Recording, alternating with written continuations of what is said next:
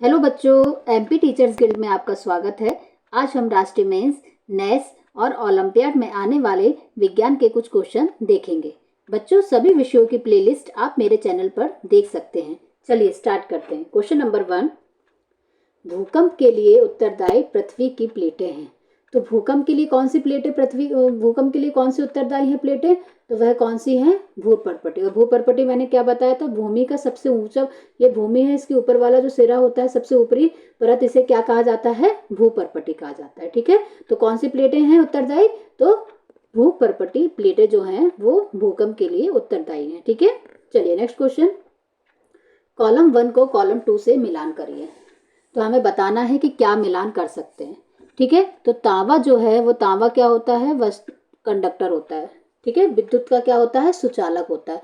तांबा की कोई वस्तु होगी, उसमें करंट आता है कि नहीं आता? आता है, तो वह क्या है? विद्युत का सुचालक है। ठीक है, प्लास्टिक जो है वो विद्युत की क्या होती है? कुचालक होती है। ठीक है, आवेश का पृथ्वी पर स्थानांतरण। तो आवेश का पृथ्वी पर स्थानांतरण क्या होता है? देखा है, अर्थिंग के लिए हम पृथ्वी में कोई भी मतलब जमीन में कोई तार गाड़ देते हैं, उसे हम क्या कहते हैं? अर्थिंग। मतलब आवेश का क्या हो? पृथ्वी पर स्थानांतरण हो। तो बचा कौन सा? नाइट्रोजन स्थिरीकरण। तो वो किस में आ जाएगा? ए ऑप्शन में। तो ए का 3 देखिए कहाँ पर है? तो ए का 3 यहाँ पर है। तो ए ऑप्शन हमारा क्या हो जाएगा? करेक्ट। अगर आपको एक भी आएगा तो भी आप क्वेश्चन को आसानी से सॉल्व कर सकते हैं। ठीक है बच्चों, चलिए नेक्स्ट क्वेश्चन। विनाशकारी भूकंप का रिएक्टर पैमाने पर परिणाम होता है। ठीक है, तो जो विनाशकारी जो भूकंप है, पहले तो भूकंप की तीव्रता किससे मापते हैं? तो रिएक्टर पैमाने से नापते हैं। अगर भूकंप जो है 7 से अधिक है, रिएक्टर पैमाना पर कितना परिणाम आ रहा है? परिमाण 7 से अधिक आ रहा है, तो वो जो भूकंप होगा वो कैसा होगा? विनाशकारी होगा। ठीक है, 7 से अधिक वाला बहुत विनाशकारी होगा। ये किससे पता चलता है हमें? रिएक्टर पैमाने के परिमाण से। ठीक है, चलिए नेक्स्ट क्वेश्चन।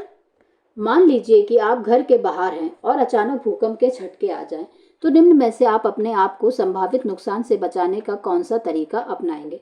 अपन ने मान लिया कि अपन क्या है? घर से बाहर हैं और रास्ते में कहीं मैदान के पास में कहीं भूकंप आ गया, तो हम क्या भवन के नीचे खड़े हो जाएंगे? भवन के नीचे खड़े होंगे, भूकंप में गिरने की संभावना है। तो यहाँ तो ये तो गलत ऑप्शन है। दूसरा, भवन वृक्षों तथा ऊपर जाती हुई विद्युत लाइनों से दूर खुले स्थान पर चले जाएंगे। तो ये क्या है? सही है। अगर भवन हो गए, वृक्ष और ऊपर जाती हुई विद्युत लाइन से हम क्या होंगे? दूर होंगे और हम खुले मैदान की ओर चले जाएंगे। ठीक है, तो ऑप्शन बी क्या हो जाएगा हमारा? Correct answer. ठीक है, चलिए नेक्स्ट क्वेश्चन। भवनों को तड़ित के प्रभावों से बचाने के लिए किस युक्ति का प्रयोग किया जाता है? तो कौन सी युक्ति का प्रयोग किया जाता है तड़ित के प्रभाव से बचाने के लिए? तड़ित मतलब बिजली के प्रभाव से बचाने के लिए तड़ित चालक। और वो तड़ित जो चालक होता है वो किससे बना होता है? वो धातु से बना होता है। ठीक है बच्चों, चलिए नेक्स्ट क्वेश्चन देखिए। अगला क्वेश्चन यही है, तड़ित चालक में प्रयुक्त छड़ बनी होती है। तो किसकी बनी होती है? जो छड़ लग होती है वह धातु की बनी रहती है। जो ऊपरी जो बड़ी बड़ी मंजिलें होती हैं, ऊंची ऊंची इमारत, उनमें क्या लगाए जाते हैं? तड़ित चालक, ताकि क्या किससे बचाव हो सके? जो बिजली गिरती है उससे उसका बचाव हो सके। और जो छड़ जो लगाई जाती है वह किसकी बनी होती है?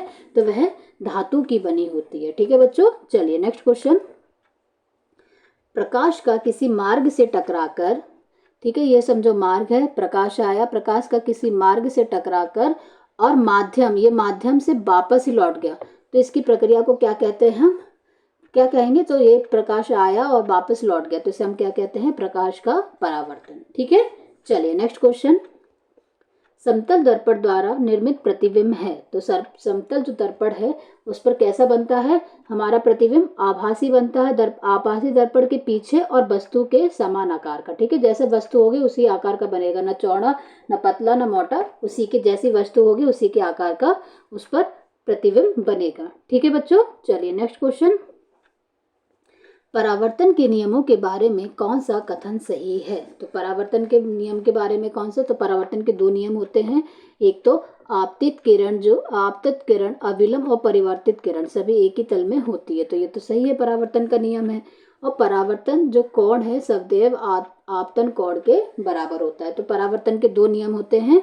एक तो आपतित किरण अविलंब और परिवर्तित किरण सभी एक ही तल में होती हैं। दूसरा, परावर्तन कोण सदैव आपतन कोण के बराबर होता है। ठीक है बच्चों, तो 1 और 2 ऑप्शन क्या हो जाएगा हमारा? करेक्ट। तो ऑप्शन ए क्या हो गया? करेक्ट। ठीक है, चलिए नेक्स्ट क्वेश्चन। यदि आप अपने दाहिने हाथ में पेन पकड़कर शीशे के सामने खड़े हों तो छवि में पेन बाएं हाथ में होगा। देखा है ना आपने, जब आप शीशे में खुद को देखते हैं तो अगर हम राइट, हमें कैसा दिखता है, वो हमारा प्रतिबिंब उल्टा दिखाई देता है। अगर बच्चा सामने एक दाएं हाथ में है और उसको उसमें शीशे में कौन से हाथ में दिखाई देगा, बाएं हाथ में, तो इस घटना को क्या कहते हैं, पार्श्व परावर्तन। क्या कहते हैं, पार्श्व परावर्तन। ठीक है बच्चों, चलिए नेक्स्ट क्वेश्चन। कॉलम 1 को कॉलम 2 से क्या करना है, हमको मिलान करना है। तो दृष्टि दोष, चिकनी सतह, अंध बिंदु और शंकु तंत्रिका। तो दृष्टि दोष क्या होता है, तो दृष्टि दोष कौन से होते हैं, दो प्रकार के दृष्टि दोष होते हैं, एक तो निकट दृष्टि दोष, एक दूर दृष्टि दोष। तो हमें यहाँ पे निकट दृष्टि दोष दिख रहा है, तो हम दृष्टि दोष को किससे मिला देंगे, निकट दृष्टि दोष से। ठीक है। चिकनी सतह पर क्या होता है, हमेशा नियमित परावर्तन होता है। ठीक है बच्चों। अंध बिंदु क्या होता है, कोई संवेदी तंत्रिका नहीं, यहाँ पे कोई भी संवेदी जो है सेंस वाली तंत्रिका नहीं है। और अगला क्या है, शंकु तंत्रिका कैसा होता है, तीव्र प्रकाश के लिए संवेदनशील। ठीक है। तो ए का टू कहाँ पर है, ए का टू देखो कहाँ पर है, सी ऑप्शन। तो सी ऑप्शन हमारा क्या हो जाएगा, करेक्ट आंसर हो जाएगा। ठीक है। चलिए नेक्स्ट क्वेश्चन। एक समतल दर्पण के सामने एक खिलौना 10 सेंटीमीटर की दूरी पर रखा है, तो दर्पण से प्रतिबिंब की दूरी कितनी होगी। तो मैंने अभी आपको बताया था, जो समतल दर्पण होता है तो जो वस्तु का जो आकार होता है उसमें कोई भी परिवर्तन नहीं होता है। तो अगर वस्तु 10 सेंटीमीटर की दूरी पर है तो वो प्रतिबिंब भी हमें कहाँ दिखेगा, 10 सेंटीमीटर दूरी पर ही दिखेगा। ठीक है बच्चों। चलिए नेक्स्ट क्वेश्चन। किसी कोण पर झुके दो दर्पण कितने प्रतिबिंब बना सकते हैं। तो किसी कोण पर झुके अगर दो दर्पण हैं तो वो कितने प्रतिबिंब बना सकते हैं, अनेक, वो बहुत सारे प्रतिबिंब बना सकते हैं। ठीक है बच्चों, ध्यान रखिएगा कि अगर किसी कोण पर अगर दो दर्पण झुके हैं तो वो प्रतिबिंब अनेक प्रकार से बना सकते हैं। ठीक है। चलिए नेक्स्ट क्वेश्चन। बहुमूर्ति दर्शी कैलाइडोस्कोप का उपयोग होता है, तो कहाँ होता है इसका उपयोग, तो इसका उपयोग आपका नए नए आकर्षक पैटर्न बनाने में होता है। किसका होता है, नए नए आकर्षक पैटर्न बनाने में। तो वैसे दिख रहा है देखो, बहुमूर्ति दर्शी, तो ऐसे समझ लेना, बहु मतलब बहुत सारे, मूर्ति मतलब आकर्षक पैटर्न, तो इसका उपयोग किसमें होगा, तो नए नए आकर्षक पैटर्न बनाने में। ठीक है बच्चों। चलिए नेक्स्ट क्वेश्चन। निम्न में से कौन बहुपरावर्तन की अवधारणा पर काम करता है। तो कौन जो है बहुपर करता है, तो अभी मैंने बताया बहुपरावर्तन बहुत सारे अलग अलग प्रकार के पैटर्न बनाने के लिए किसका उपयोग होता है, कैलाइडोस्कोप का। तो बी ऑप्शन क्या हो जाएगा, हमारा करेक्ट आंसर हो जाएगा। ठीक है। चलिए नेक्स्ट क्वेश्चन।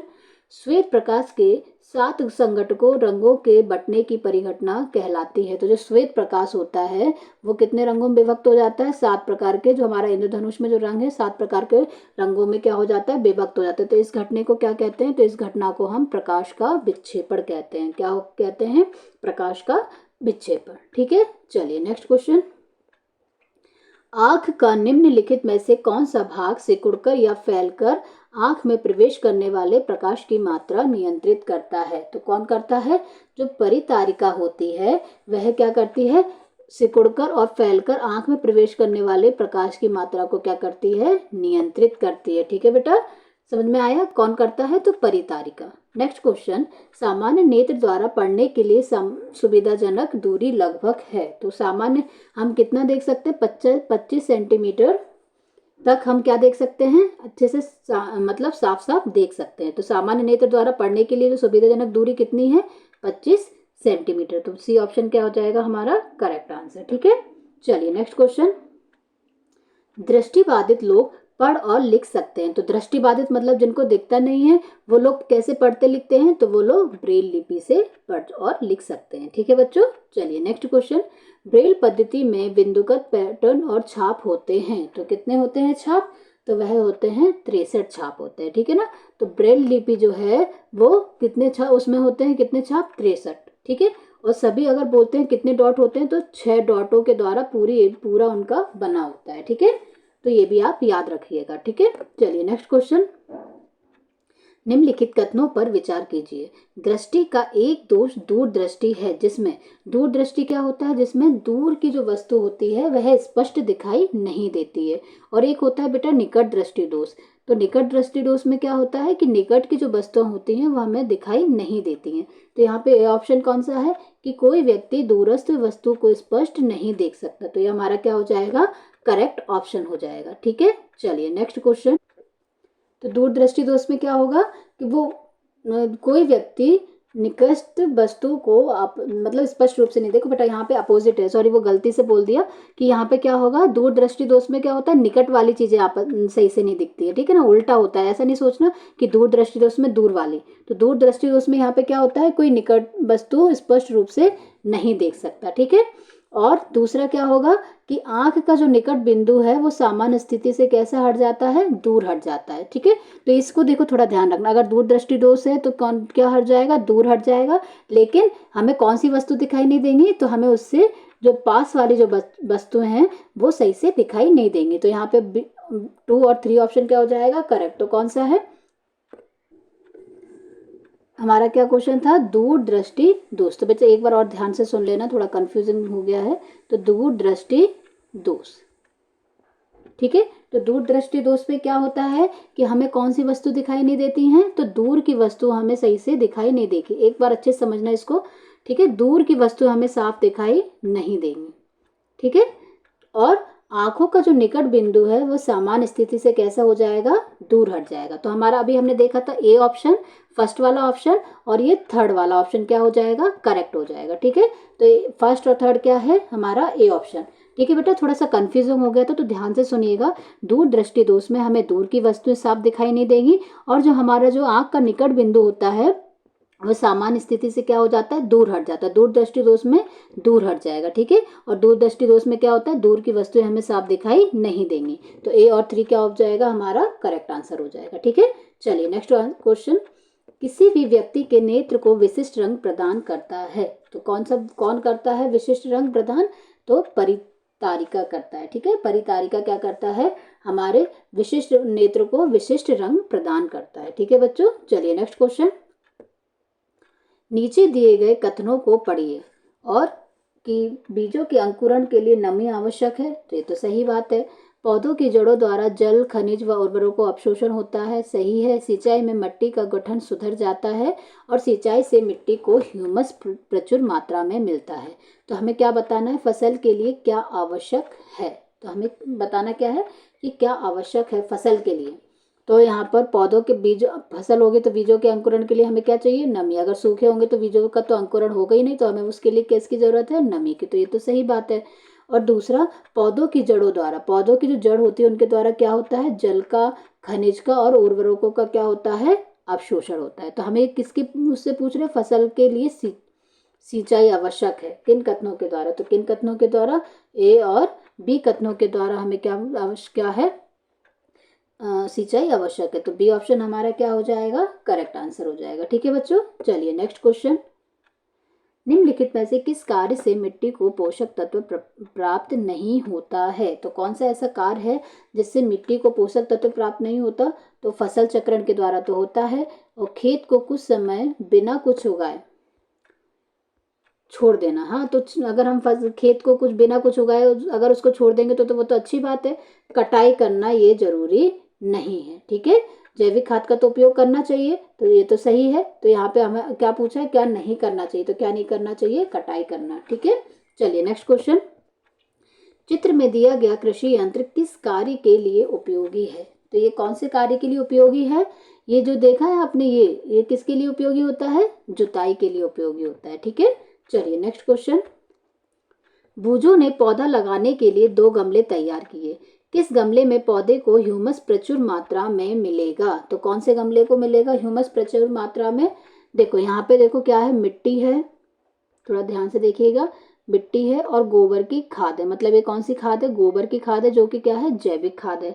और यहाँ पर मिट्टी तो है लेकिन क्या है, यूरिया है। यूरिया की ज़्यादा मात्रा जो होती है तो वो क्या, उसके पोषक तत्वों को क्या कर देती है, खत्म कर देती है। तो कौन से पौधे को ह्यूमस प्रचुर मात्रा में मिलेगा, तो गमले आ को जो वो है ह्यूमस, वो प्रचुर मात्रा में मिलेगा, ठीक है बेटा। चलिए नेक्स्ट क्वेश्चन, ये दिए गए हैं हमको, यहाँ पे मिट्टी प्लस पादप अपशिष्ट है और यहाँ पर मिट्टी प्लस पॉलीथीन प्लस कांच के टुकड़े प्लस प्लास्टिक सब है।